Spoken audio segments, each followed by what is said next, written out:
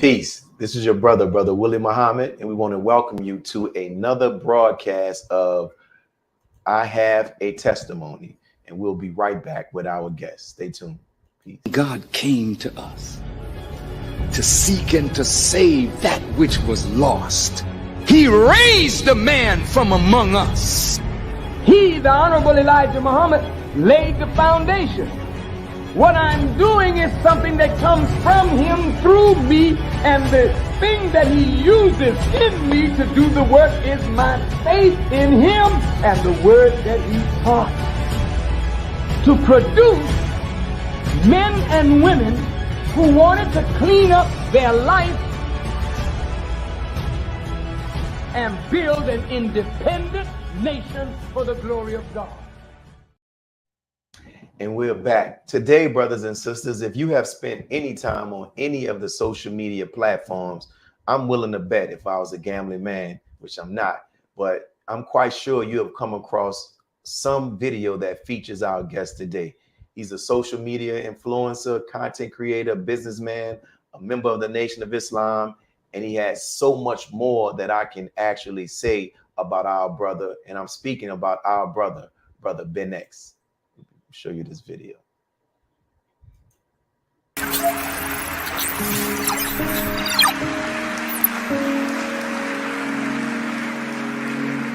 Now, Ben got a heck of a program. A lot of people listening to Brother Ben. And Ben tells them about the minister. And Ben tells them about the minister. And so we're back, and we have our guest. Assalamu alaikum, my brother. You on mute? Walaikum salam. Can you hear that? Yeah, man. First and foremost, my brother, we thank you for giving us the opportunity to interview you. And for those who may not know, we actually did I Have a Testimony with our brother the first time. You can see it on our YouTube page, Mos46AV, when he came here to the city of New Orleans and delivered a very beautiful lecture. And after that, we sat down and we got opportunity to hear his testimony. And I personally learned some things about our brother that I was not aware of. So today, this interview is going to be a little different, but it's still going to give our brother the opportunity to give his testimony. So I'd like to jump right into the actual interview, Brother Ben. And I want to start with this question. Man, when you think about your early days, right? And when you first came into when you first started hearing the teachings of the Most Honorable Elijah Muhammad, and you're watching the Honorable Minister Louis Farrakhan online, and now you go on to meet him. Now he mentions your name, as that clip just showed, right? Nationally and internationally, then his international addresses. And he speaks very highly of you, as shown in the opening clip. How does that make you feel? For me, it makes me feel good, appreciated, blacktastic, inspired, because to be in a position to meet the man who I say helped save my life. And when I say save my life, it does not mean that I was robbing, killing anybody, or, doing those type of things in the streets per se, although, I ain't drop out of heaven either. But at the same time, to hear a man who has given me so much guidance for life, he's given me the reality of God. He's given me the knowledge of myself, and to be able to meet him, but not just meet him, but be in a position to help him, and he's aware of it. There's no better feeling, especially when you realize, like, this is the Messiah. So to be known by the Messiah, to be on the mind of the Messiah, to be able to help in some type of way, the Messiah, for me, is just confirmation that I'm living within my purpose. And to hear him just say I'm just a great helper to his helper, makes me think that, one, being unique, being you is okay, and we should do that. It reminds me that as a lecturer, he said, God didn't make you to be me. If he made you to be me, he would have made you me. He said, you are so unique. Where is your personality? Where is your individuality? So me, when I came into the nation, I'm not a big reader. I like to watch videos. I like to make videos. So to take on the mission in a different type of way than what I was seeing at that time, utilizing social media, utilizing these platforms, and to be acknowledged by him and say, hey, you know, I heard you're doing this for your family through YouTube, become a millionaire. That's like, oh, because I seen the sub tweets, you know, I see people, you know, that was against it. So to hear that confirmation from him that you know, he likes it and he appreciates it, inspired me and let me know that I was doing the right thing.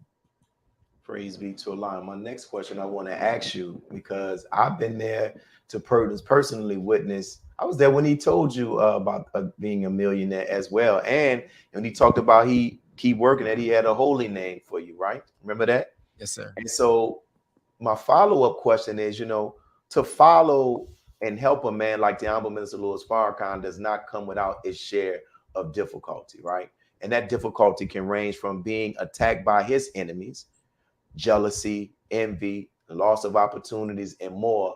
So my question to you is, you know, how have you endured such? For me, it is really studying him. I always tell myself there's nothing you're going to go through that is worse than what he has gone through.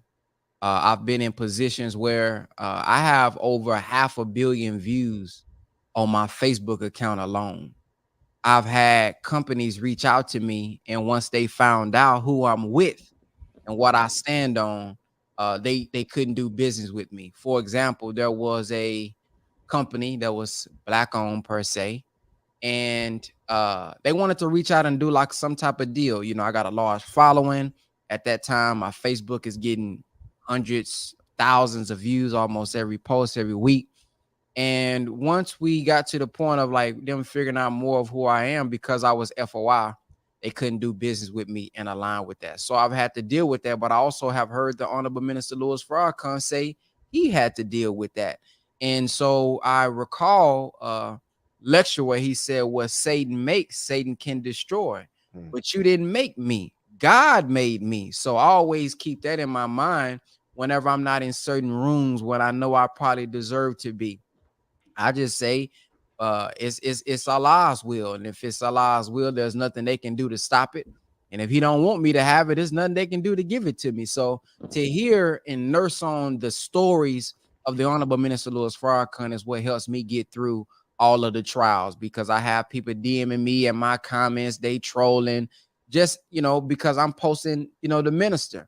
I've had people that mock me, say he ain't got no individual thought. All he says, the Honorable Minister Louis Farrakhan said, hey, but it's been successful for me. But they also said the same about the minister. I've heard the minister in his young days and today. The Honorable Elijah Muhammad taught me. So I'm expecting it. And I think that's what makes this so much easier, is that I'm already reading in the scripture where this will happen. I dealt with this even in my family.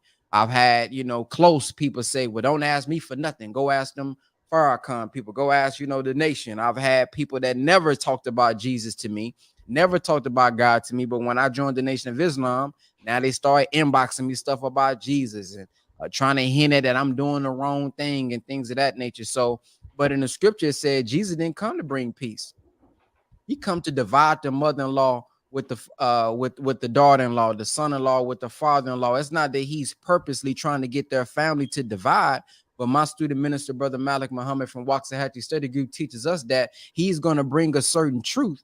And when he brings that truth, one side is going to accept it, another side will not. And that is what's going to cause the division. I also read in the scripture, when you pick up your cross and follow him, you're going to be evil spoken of for his name's sake. You're going to be persecuted. You're going to be mocked. And I wasn't persecuted, mocked, nor have I been persecuted for anybody else's name until I started following the Honorable Minister Louis Farrakhan. So I started to see it from a different lens. I didn't look at it like, oh man, woe is me, they coming after me. It's like, oh, finally they coming after me. So that's confirmation that I'm probably following the right man. So that's how I deal with it and cope with it whenever, you know, opposition comes.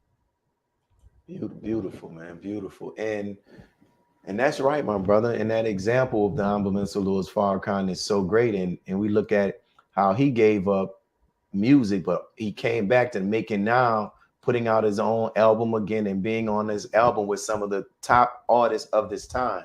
You know, on your Instagram, on your current Instagram page, you have over 40,000 posts, right? That's a lot of posts. And that's not including your posts on your current Facebook, your YouTube, which you've had to rebuild several times. Am I correct? Yes, sir. And Twitter pages. I didn't get a chance to look at that, and these other platforms.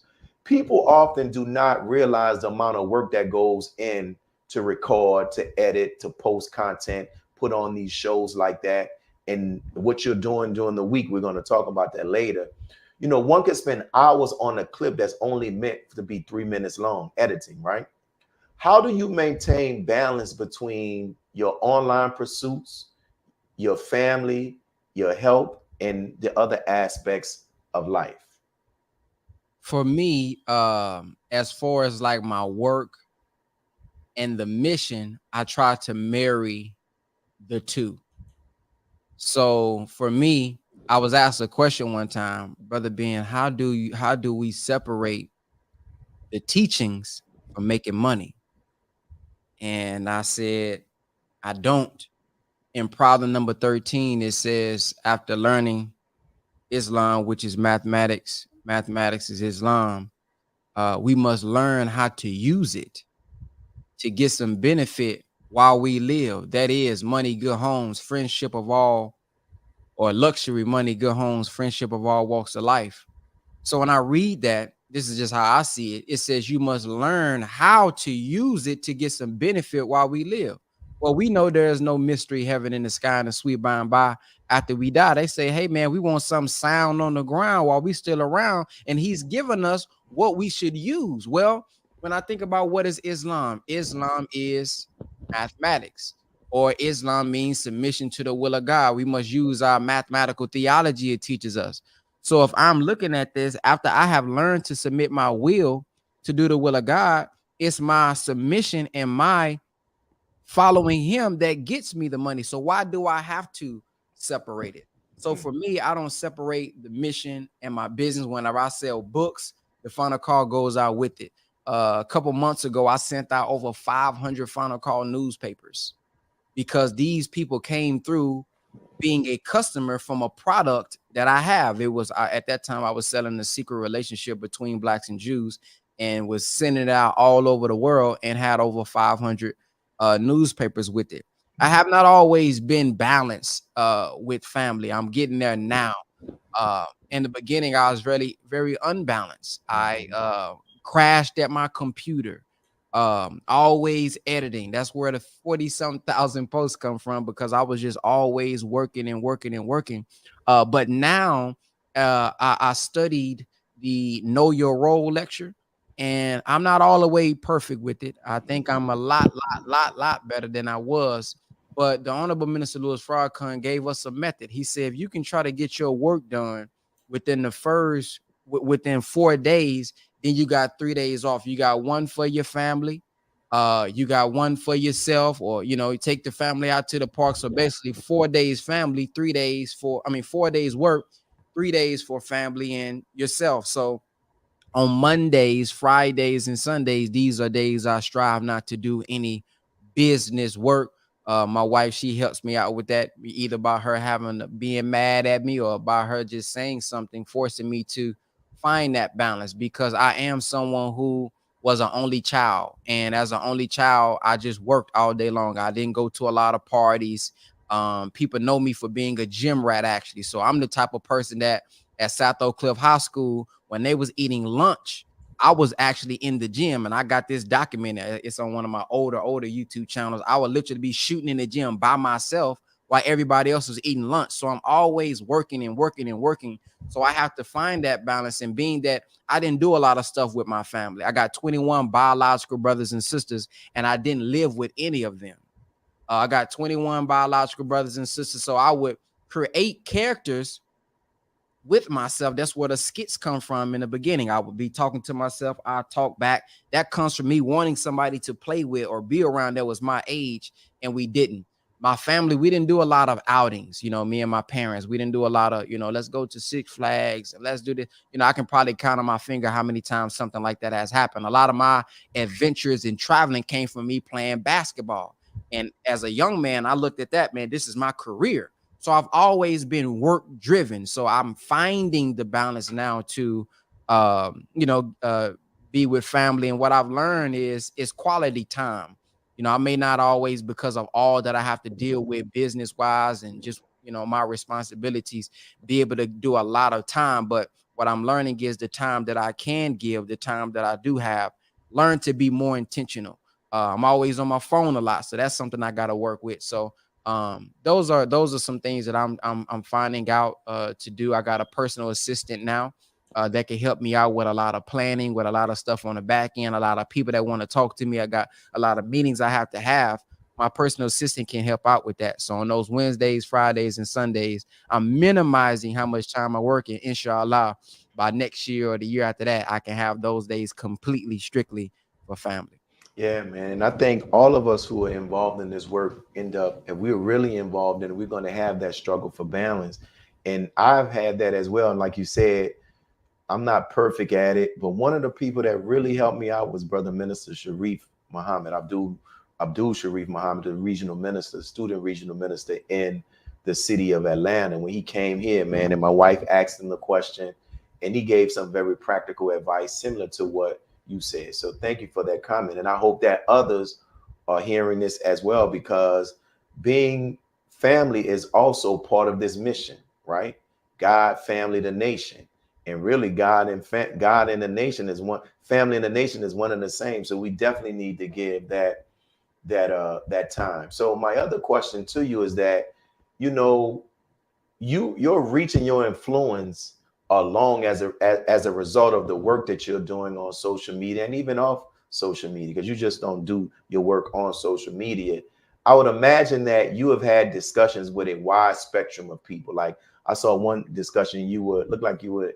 I don't know, it was a pool hall, it was somewhere, but you were talking to a brother. The brother was struggling with the understanding about God being a man, right? And I understand that when I used to go out with the Final Call newspaper, brothers like to go in the corners. I used to like to go on Canal Street because I had the opportunity to talk with people. And that leads me to this next question is, how have those interactions and those experiences help you refine your presentation and your approach when you're dealing with people with the teachings of the Most Honorable Elijah Muhammad? Beautiful question. I say that the comment section and the people is actually what made me a better Muslim. Because when I first came into the Nation of Islam, I didn't know nothing about the Moor Science Temple.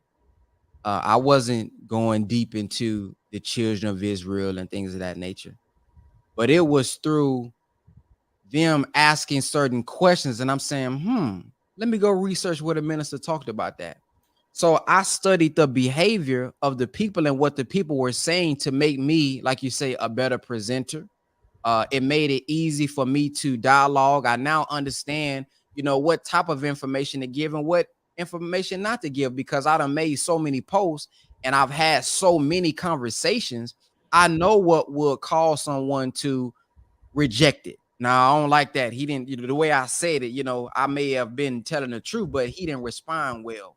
So by interacting with the people, it has allowed me to know how to have patience with them. It has given me insight when somebody's asking a question, but they really trolling. So the Honorable Minister Louis Farrakhan said, I don't just listen to the question. I'm looking at the motive of the question. So for me, being online, seeing what people are going through, reading the comment section on other people's pages about what people are saying, has allowed me to properly present the teachings in the right way. So in our lessons, it talks about we wrote history 25,000 years in advance. How? By studying the thoughts of the people. Well, on Facebook, it says, what is on your mind? So I would go study Facebook posts and see what people are going through, what posts that they follow up with. And I will post certain lectures of the minister, and some people would say, man, this was right on time. And I would say, yeah, I know, because I saw what you posted about on Instagram. I saw what you posted about on Facebook. So my interactions have made it have pretty much reformed how I present the teachings, how I present the minister. Some people I know, for example, if they speak in a certain language, they may be one of those who follow the Honorable Elijah Muhammad, but I ain't rocking with the minister. There's people like that out there. So I know, okay, I can't just give him what the minister said.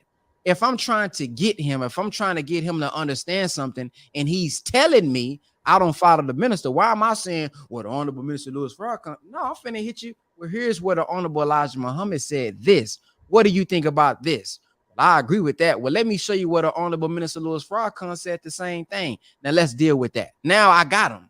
So it just those type of things. I didn't go study in school and these type of things, but studying the behavior of the people and the responses. I've been in so many conversations, thousands of them, is giving me insight on how to deal with our people and try to get the best reward. And the best reward or the best result is not me winning the debate. Got him. He couldn't prove me wrong. It's getting a brother to say, you know what? I understand now. I'm rocking with y'all now. Things of that nature. Beautiful. And that's one of the beautiful things about what we should all be doing. How should we perfect that? And even the Honorable Minister Louis Farrakhan does the same. You know, one of the observations that I've made while watching you and knowing you that over the years is that you set goals, right? I've seen you post videos about stuff, post quotes and stuff from the minister, and you are often working to accomplish something and to be efficient and effective. And from my personal experience when I realized is that when one embarks on such endeavors, trying to accomplish goals, we don't always accomplish our goals. And oftentimes we're going to run into this thing called disappointment, right? So my question to you is, how do you and how have you handled those moments of disappointment that you ran into while you were trying to pursue your goal? I was doing a power call one of these mornings, and we was going over the difference between try and striving. And striving is putting effort towards something, and really it's about your persistence until you get it. Try is more so, I attempted it, I didn't get it, man, I tried. Striving is, I attempted it, I'm tempted until I get it. So I haven't really had any disappointments because majority of my goals, if not all, I have accomplished. And a lot of the goals sometimes I'll put out there on Facebook purposely because I want to, one, that's how I hold myself accountable. I have my life, I say, is just an inspiration. The reason I share when I was living in one room with the family, the reason I share my cars broke down on the highway is because I kind of look at life like a game.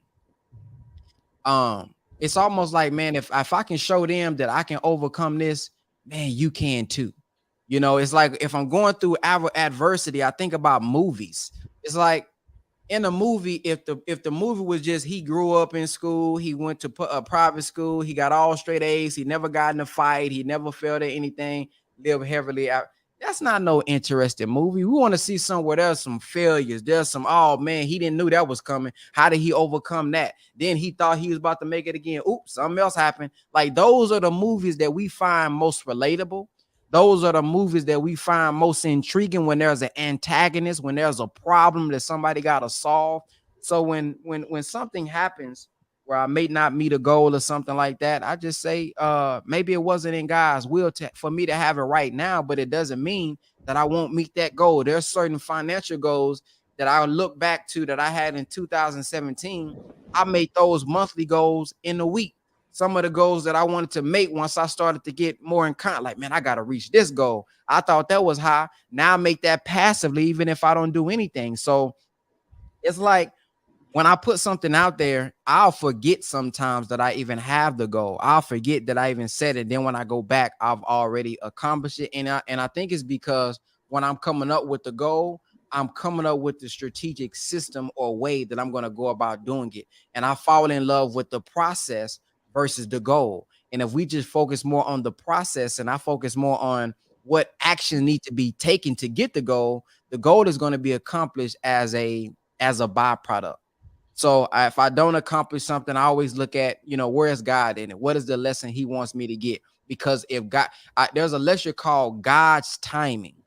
And he says, when you have a goal and it's in line with the will of God, there's no force, no power that can stop you from getting it. So if there's anything that I don't accomplish, it just means maybe this is not in line with the will of God. Let me check the goal. Let me check the motive of the goal. But oftentimes I'm accomplishing the goal and I'm just attributing that to God's timing. If I have the right, I always think about it like this. If I'm on the side of God, I can't lose. There is no not accomplishing when you're on the side of God. You're going to get nothing but success. But the minister says some of us don't even have a goal that we're striving for. We're not even striving for anything. There's a quote I want to read real quick. The minister said this. I was listening to a lecture yesterday. The minister said, the first thing Master Fard Muhammad promised us on condition that we submit is money, good home, and a friendship on all walks of life. And the messenger is not a liar, or you don't believe that Master Fard Muhammad is really God. Put him to the test. So I just put him to the test. And if we believe he is who he is, and we believe that if we follow his way, his wisdom, that we'll accomplish it, there's no reason for any of us not to be successful. And if we're not successful, times I may not have been successful, I look at where was I wrong at, what did not do, what did not follow, what did not submit to, because I know if I just submit to his way, he done already promised it for us. Beautiful, man. And that is a way. Another large part of being successful is the mindset that we have, and that's one of the things. You see successful people, they have that mindset, and in addition, like you said, there's a plan and there's a format by which they pursue stuff. So thank you for sharing that. And I want to ask you this question. Because of your popularity and your influence on social media, you have found yourself the target of some of these so-called media stars or talking heads, right? And I won't say any of their names, but my question is to you, what have you learned from those experiences? What I've learned is documentation beats conversation. Simple as that. When you're, I heard a quote, forgot who I got it from, but it says, when you're wrong, you can't be strong, but when you're right, you can fight. And so I know if I ain't did nothing wrong, I stay in my lane. I keep the minister out front and my foundation. You can say what you want to say about me, but if you ever was willing to get on a Zoom call with me and get to the root of what you're talking about on social media, you'll find that you're probably incorrect of what you're talking about. So I've had people that purposely have made videos about me, and I've had people that have unknowingly, because they thought they was doing the right thing, but they just didn't have the information. But then what I found is, what I've learned as well is, some people are just doing this for views. There's a brother name I won't name. He said something about something I was a part of, and I called him because I ain't got nothing I'm running from. There are several students that bear witness that said, no, not this one, not him. And I got several receipts. So I keep receipts, I keep screenshots, all that. When I got on the phone call with him and he started to learn the reality of the difference between what he thought was happening, he acted like he had a call and didn't even read the screenshot that I sent him because it's still on delivery. He didn't read it. So what I'm finding out is, when people see negativity, they want all the details of the negativity. But if they find out that, hey, maybe there's no negativity here, there's a misunderstanding, there's no let's go into those details. There's no, hey, let me spend more time and learn what actually happened. It's only if I know that something bad did happen that I want to, go out and, say those type of things. So that's just what people got to do for views. And Allah, I just feel like Allah will deal with them. You just keep doing the right thing that you're supposed to be doing. And at the end of the day, testimonials and documentation is what will protect you. I think about building and destroying. I made a video about this the other day. Whenever you're building something, you're also destroying something as well. And so what I learned is not to always give them your time, not to give them all your energy. Now, sometimes, you know, if I have to, I'll do it just to show anybody that, dang, he ain't say nothing about that. You know, I'll say something just to prove like I ain't running from nothing. If y'all want to hop on the Zoom and prove it, come on, let's do that. But if we just focus on building, that would destroy the lies. If we just focus on the testimonials and all the people that you have helped, that would destroy the thought process of maybe this person is not helping anybody or he's not effective. So just learning how to pick my battles and stay focused, because some people purposely say things to get under your skin. I've had people literally say, I only said that to see how you will respond. So yeah, everybody don't have, you know, goals. Everybody don't have lives. And what I also got to, what we also got to remember, some of these people may be teenagers that's literally doing this on purpose behind fake accounts. Like this is how they, you know, can enjoy their day. This is how they joke. The same way I used to go out there and throw eggs at people's car on one-way streets, I was bad. That's just their form of being bad. So the same way we throw rocks at cars back in the day, I was a little bad. But this is their way of being bad. So I can't, you know, I can't blame them for trolling. You know, sometimes I be wanting to troll, honestly. So shoot, it seemed fun sometimes. So I just learned that, man, just stay focused and seek refuge in Allah, man. And at the end of the day, if you really impacting people, they'll speak up for you. I look at the minister, how many people done came at the minister? That's what I always go back to. How many people done came at the Honorable Elijah Muhammad and was completely wrong?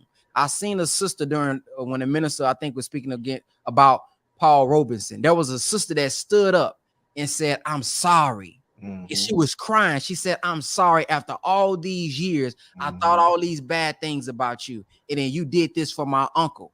And she came up and I just looked at how the minister consoled her and said, it's okay, sister. When truth comes, falsehood vanishes. So looking at his patience and how they ain't talked about me as bad as they talked about the minister. So I say, man, if he can do it and we supposed to be following him, I can do it as well.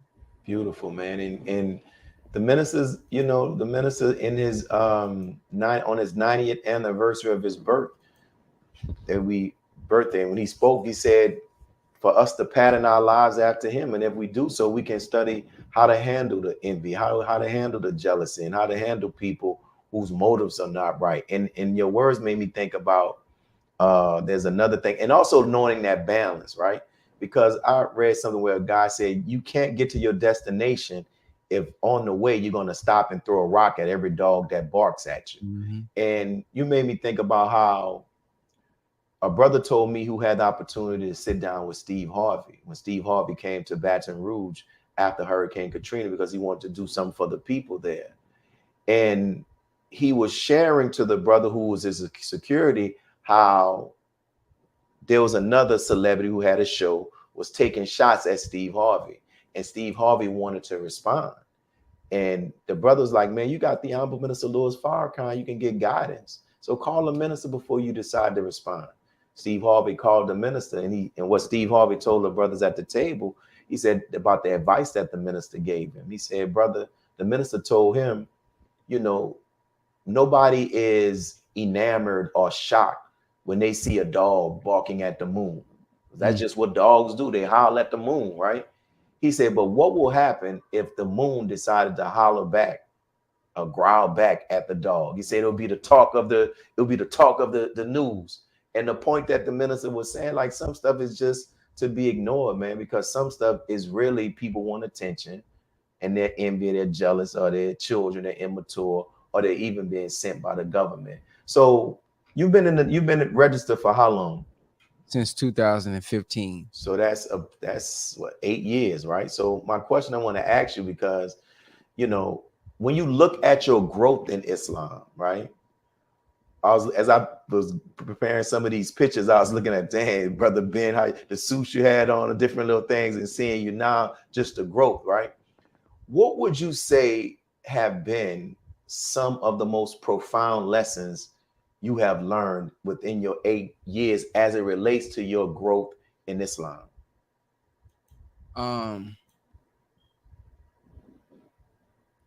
One of the most profound lessons that I've learned, and they all have honestly taken place within the last year, is that the process of atonement to me is the root to real unity. Mm. I've had people that I have fallen out with due to misunderstandings, and the three people that have accepted the process of atonement, all of us are finding a way to rebuild that relationship, if not have already rebuilt the relationship. It's difficult. When I was younger,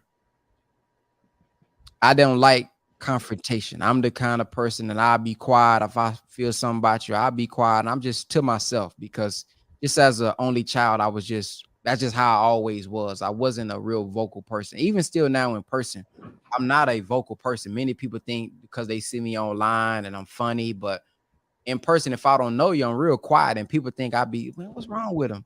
But I'm just really an introvert. I guess that's how I diagnose myself. But having those tough conversations is the real work behind the scenes, to be able to say, but I was wrong. To be able to say, man, let me hear it from your perspective. And then you hear from my perspective. And what I'm finding is, hey, man, it was just really a misunderstanding. You was hurt and I was hurt. Man, this is petty beef. We ain't got to be doing this. Let's come back together. So, and communication, making sure that up front, there is I learned this in counseling, no covert agreements. Agreements that you got in your mind that the other person haven't agreed to. Now the expectations are off, and this leading to disappointment. So just listening and hearing the minister talk about, don't duck the difficulty, face it. And I bear witness that when you face the difficulty, that's where the ease that's supposed to come after is going to come from.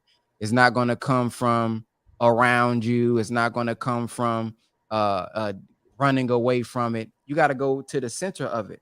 And that has been one of my biggest lessons. Face the difficulty.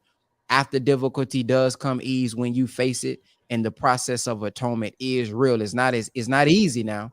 You know, you're going to have to, rise above emotions into the thinking of God.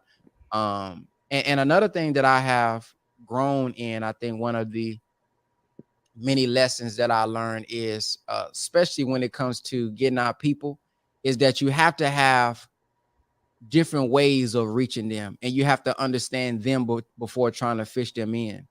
Some people are going to gravitate to my songs. That's why I make music. Some people are going to gravitate to my videos. That's why I make the videos. Some people are going to gravitate to the audio. That's why I make the podcast. And so I like the Honorable Elijah Muhammad thought when I heard this, man, if everybody's going to understand this when I put these teachings out there. But what I found is everybody don't. And we can't be so quick to condemn them or throw them away, because I've had people who have 2-3 years ago been against it, been against me, came against me. Now in my DM saying, man, I get it now. Man, I understand what you was trying to say. Man, I'm interested in learning more. So different people are going to accept the teachings in different ways. And another thing that I've learned and grown in is you can't allow what people think to shape your own self-image, because sometimes we can get so caught up in the feedback, the good feedback, that when there's bad feedback or something that's happening or criticism or things of that nature, that you take on this self-image. But only person we're trying to please is Allah. Worship no God but Allah. I've had people that I've looked up to that have I would say I don't want to use the word abandoned, but I've had people that I looked up to that undone some things, and I tried to reach out to them as elders and reconcile it. And one of them did respond. One of them did end up answering, but I had to find out that, he ended up saying that, hey man, ain't nothing wrong. Then I had to find out through somebody else that something was wrong. So, but I can't judge them. That's their own development that they have with God. But I'm learning, and I'm coming to understanding of, when we say this is a hospital, it's a hospital. Everybody in the nation is not necessarily perfect. We're all trying to, we're all striving to be upright to him who originated the heavens and the earth. We all have our journey. Everybody got something they going through behind the scenes. You never know what they're going through, even if they're a captain, even if they are a minister. So even though they are in the Nation of Islam, we are still lost in some areas. We're not maybe considered lost found because we register, but we're lost in some areas. So the same way we have to take plenty with those outside the nation, the same way we are patient with those outside the nation, we have to be that same way with those who are within. Yeah, man. And that's it's interesting. I told you I've been listening to that Killer Mike album, Michael, and there's a line on there where he talks about us having grace for ourselves. Think about that, like having grace for yourself. And that's one of the things, man, that we have to understand, my brother. Like, you know, as we mature into this is a journey. You know, we're going to have our ups and our downs. And there's certain lessons that you and I are going to learn that we may have been introduced to the principle of it in reading the Bible, reading the Quran, hearing the minister, hearing the messenger, hearing the lecture. But there's some stuff that we have to go through. And then when we go through it, we would have come out of it with an even greater understanding of that principle. So thank you for sharing that. You're learning a lot, my brother. You're only 8 years in, right? So that's a beautiful understanding. And my question I want to ask you, you mentioned rapping, right? And so in addition to what you're doing online, I also see it, as you talked about, you like to rap and play basketball. So is there any new music coming soon? And is that game between you and our brother, is that game gonna take place anytime soon as well? Man, as far as the music, I just make music whenever I'm inspired to. So if I, it may be me seeing Boosie going live and I'm hyped up by his live, I may say, man, let me go make me a song.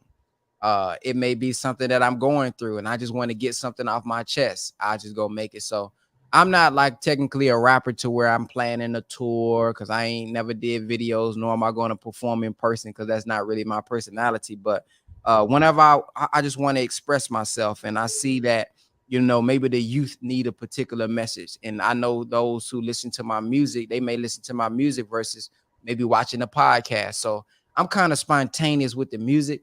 I think I do got some stuff that I want to talk about that I'm getting over and going through behind the scenes. So I think a song will be brewing within the next couple months. And as far as that game with Gillie, he just got to accept the challenge. He keep going around me, making these videos. I know he he mentioning me and all this type of stuff.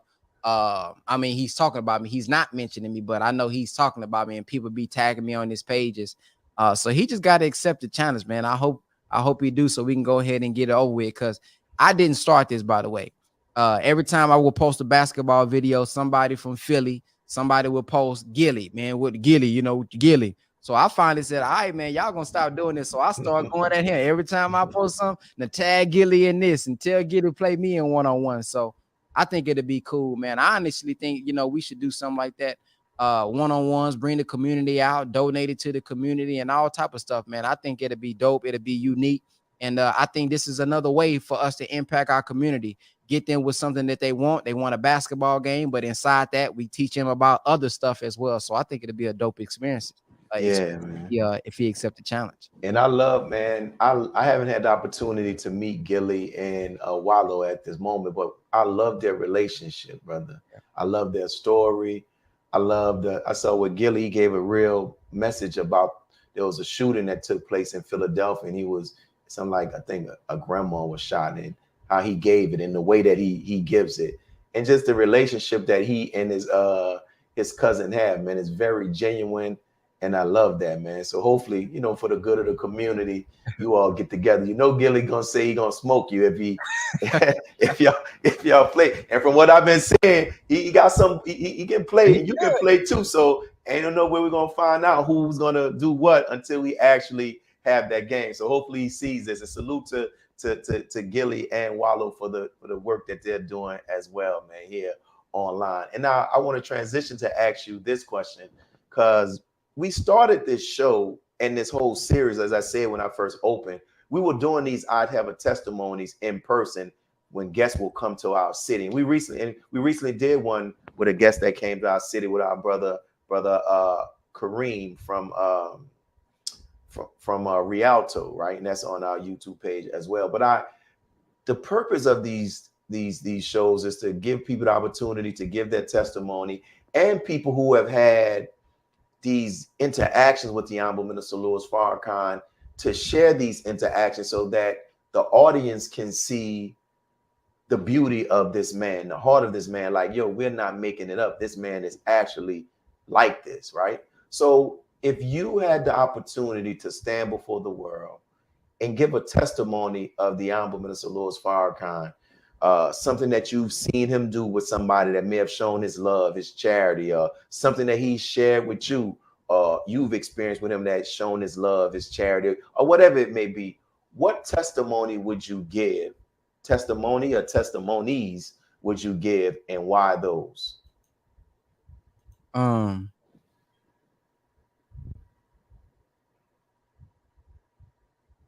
Well, I had a opportunity to meet with the minister. Actually, it was that picture right there. We had dinner with him, and this is something I'm going to share about myself. I've heard in the nation the minister can read minds. I'm pretty sure some of y'all done heard that. Oh man, he can kind of tell what you're thinking.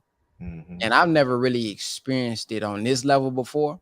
So we're eating, and where the minister was just sitting, that's where he was sitting. So the minister is kind of like at the top of the table. I'm to his right. And I'm, listen, I grew up, I don't know nothing about no eating from right to left or left to right. You eat with this spoon first, and this, I ain't never experienced that type of stuff. Okay. So I'm sitting at the table, and they trying to brief us as we're eating. Hey, start off with this, then your dessert gonna come, and you use this tool, this fork here, then you're gonna use this for your bean soup. So all my stuff was on the right hand side, my spoon, my bean soup. Now they put my bread on my left hand side. So in my mind, this the minister's bread, right? So I'm eating, I'm eating, and a thought comes to my mind. I'm like, man, I sure want some bread. And so I'm kind of looking at the bread, I glanced at, I'm like, but in my mind, I'm saying to myself, man, I wonder if this is my bread or the minister's bread. And the minister taps me and said, I think that's yours, Brother Ben. I'm talking about, my goodness. And so I'm like, man, I'm blown away, because it's like he literally read my thought as I'm thinking about whose bread is it, because I don't want to just, eat the minister's bread. He reaches over and said, I think that's your bread, Brother Ben. And I just, I ate it. So, man, that was amazing. And in that same dinner, there was a sister who shared afterwards. I think it was Sister Erica. I think she said it was her. She was wondering if the minister's teeth was real. And she said when she thought about it, the minister had gone to a story about his teeth being real. So those are some of the experiences that I have. I don't have any other ones that I think I can reveal. All of my encounters with the minister have been recorded, and I've published them, and y'all have seen those. But yeah, those two instances was amazing for me, because I'm talking about, it was like literally like he was like, I was having a conversation with him. As soon as I thought about the bread, he confirmed with me that was his bread. But other than that, man, his love, he's always striving to uplift others. He's always striving to teach people where God is in them. He's always trying to get them to see that God is not just in him, not just in Honorable Elijah Muhammad, not just appeared in the person of Master Fard Muhammad, but he's always looking for the gift in us. And so to meet a man and he be honored to meet you, almost as honored as you is to meet him, is a humbling experience. It's kind of like, I can't explain it. Whenever I'm around him, my mind goes blank. I got questions that I want to ask, but my mind goes blank. So, and he's telling jokes the whole time. Like, it's like he's teaching, but he keeps you laughing the whole time that you're eating the dinner. Like we wasn't even eating. We were so tuned into him at the dinner table. It's like we didn't even eat, to where he had to tell us, man, you know, y'all can eat, you know. So I just love being around him, man. The energy. There was another time I think he read my mind. This was during COVID, and he had spoke on July 4th, and he actually took the picture with me and my son, and it was COVID, so I didn't want to hold his hand. Well, let me say this: 2 Chainz and T.I. had just took a picture with him. I don't know if I'll just say it. 2 Chainz and T.I. had just took a picture with him, and he wasn't holding their hand. So when I came up to take the picture with him, I didn't, you know, like he wasn't, usually he had like embrace you, hold your hand. And I guess because of COVID, you know, they were spraying, wash your hand before you meet the minister, but he didn't hold their hand. So I got my son is in front of me, the minister to my left, I'm to my right. And so I got my hands down because I'm like, you know, it's COVID time, you know, I ain't touching the minister's hand. The minister grabs he said, give me your hand. and you know, we took the picture with our hands actually gripped. But I seen that other people who took the picture, he wasn't holding their hand. So that was another small experience for me. I don't know if it meant anything, but I did notice that, you know, because I purposely was like, well, I ain't gonna hold his hand this time. And he was like, give me your hand. So yeah, those are just some experiences that I have, man. I always, whenever somebody is meeting him and they, you know, in order to meet him, he's always giving them game about their particular lane. He's always uplifting them in their particular area. And I think that's just a reminder that he's not playing when he says, I look for the God in our people. We always hear, oh, Jesus looked past our faults and looks at our needs. I actually see that in him. I've witnessed it. You know, he's not worried about anybody's sin, their flaws. He's not some priest asking them to come repent to him. He's always, man, I know who you are, you know, but I'm looking at the God within you and I'm trying to bring that out. And that's what I see. And on Minister Louis Farrakhan. And as we conclude these closing questions, you know, I was honored to be one of the presenters during your weekly Power Group call, which takes place Mondays through Fridays at 8 a.m., if I'm not mistaken, right? Yes, right? 8 a.m. Central Standard Time. Can you share with the audience who are watching, of course, the time of the call, how they can get involved, the call, the purpose of the call, and the benefits that have come from that actual call? So the power call, if you guys are interested in that, all you have to do is text the word nation, or actually, I think I just bought a domain. You can go to thepowercall.net. So www.thepowercall.net. You have to do it on your cell phone though, and it's going to open up your text messages, and it's going to make you text the word nation to my number. It's going to respond with a Zoom link and a passcode. So this started from Ramadan. I have read through Ramadan, but as I told you guys, I'm not a big reader. So I'll read the Quran and then I kind of get off track. And if I miss too many, I'm just gonna be honest. If I miss too many days, I'm behind. Man, I done gave up, man. I can't catch up all them days I done missed. And then I got to see how long some of them chapters is. I mess up sometimes. And this Ramadan, a thought came to my mind a day before. I said, man, let's do it on Zoom together. And this has been the greatest Ramadan that I've ever had. I've read all of the Quran this time, almost for the first time, due to us doing it collectively as a whole. So the power call started off with each day of Ramadan, we're going to get up in the morning, read a part of the Quran together, and then we're going to dialogue about what we've read.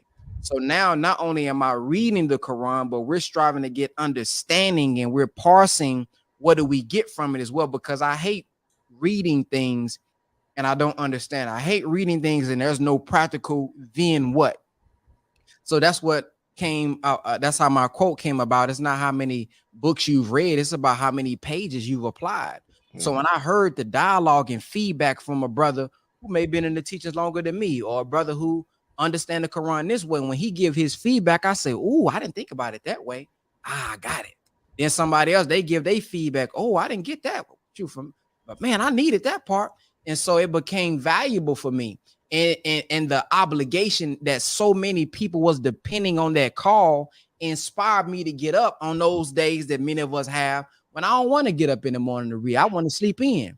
But the fact that I knew in my mind, boy, you got 100 some people all over the world that's now depending on this call to read the Quran. That's what gave me the energy to get up and do those calls at 6 a.m. or 5 o'clock, whenever we was doing it every single morning. And so as I seen the impact of this, people reading the Quran for the first time, people getting an understanding of Islam for the first time, people reading the Quran for themselves saying, whoa, somebody else was saying this. I understand it because I'm reading it with y'all. I've had believers say this is their best Ramadan because they was able to get through the whole Quran with us, each part, each day, because of this call. And so I said, man, we have to continue this beyond the Ramadan. And when I looked at this, you know, God is forcing power. I say, man, let's call this the power call, because this knowledge and this camaraderie that we have is giving us power to start our day off right. It's giving us power to go do something and make ourselves better every day. So I said, the same way we reading the Quran every day, let's read the book of the minister every day. Let's read the book of the Honorable Elijah Muhammad every day. And the minister has a quote. And if I can, I wish I knew I was going to go here. Let me see if I can put it out. I like to keep my stuff saved. I read books. The minister said, he got a lot of books. There's a lot of books out there. And he says, here it is right here, I think. Hold on. So here's a work. I like to see it completed because it is a great study. I'm telling you that I fed from those articles. I read nothing else. I'm not a book reader. Now, when I heard the minister say that, I said, wow, because I know, you know, what does the Quran say? The first thing it says, Iqra, read. And, you know, some of us may feel guilty. Man, I don't like to read. But the Quran say read. So we may not put out there that, hey, man, I don't like to read. So I was, you know, I like to be a little transparent sometimes. So I used to always say I'm not a big reader. I learned from watching the lectures. And I know, you know, it does more for the brain to read. I've heard all of that. But when I heard the minister say this, I said, whoa. He says, I'm not a book reader per se. I'm an Elijah Muhammad student. That's the God's truth. He says, you can't give me. I got books everywhere now. Ask me how many of them I read. But my Father, I read him. And where he guides me, that's where I go. You see, it looks like I read all the books, but in reality, he's the book that I read. So I said, man, with this power call, let's listen to the clip of the minister. Let's listen to a clip of the Honorable Elijah Muhammad, and then we dialogue about it similar to study group. Because before we started our Quran reading, every part of the Quran, I would have the minister playing before we start reading. So for those who came on a little bit early, they hearing the minister. I got a random lecture on every morning, so they hearing the minister. Then we going into the call. To the reading. So I just started playing lectures. So we have been able to get through several lectures together as a people. And afterwards, I always ask them to, now you share what you got from the minister, because I know based on what we are going through in life, when we're reading something, I'm gonna see something different than this brother here gonna see, because I'm going through something different. I'm gonna feel something and notice something different than this sister, or she gonna notice something different from me based on what she going through. So we've had people be transparent about, you know, child abuse. We had people say they stopped smoking. We had people that done joined the moms. We had people that done said, man, I'm understanding the minister now. We don't have people that's inviting people all over the world. People from Italy done been on, Africa done been on. So we're reaching people all over the world. And all we simply do is watch the minister or read something from the minister. And then we all give our dialogues. People have got free message to the black man sent to them. Free how to eat the lives done been sent to them. Free Qurans done been sent to them. Many connections have now been made. So it's been very powerful.